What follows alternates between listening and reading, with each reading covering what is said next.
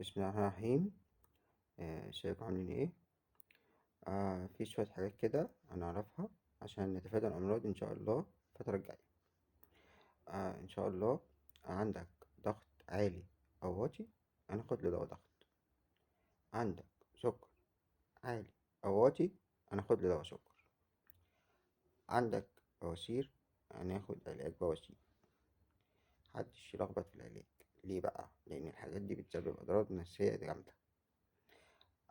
عندك صداع نصفي مش كلي، مش عارف تعمل فيه ايه بصراحة. أنا عشان أنا مش هعمل ليه في الكل خد مسكن. نصفي ما الله أعلم معرفش، عشان ما افتيش، عشان ما أضرش حد. إن شاء الله عندك في أي حاجة في المعدة روح لدكتور. عندك أي حاجة في العظام روح لدكتور، ما تستناش على نفسك. أنا حبيت أنصحكم لوجه الله.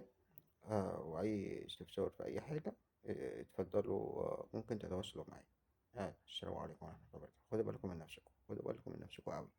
السلام عليكم، السلام عليكم.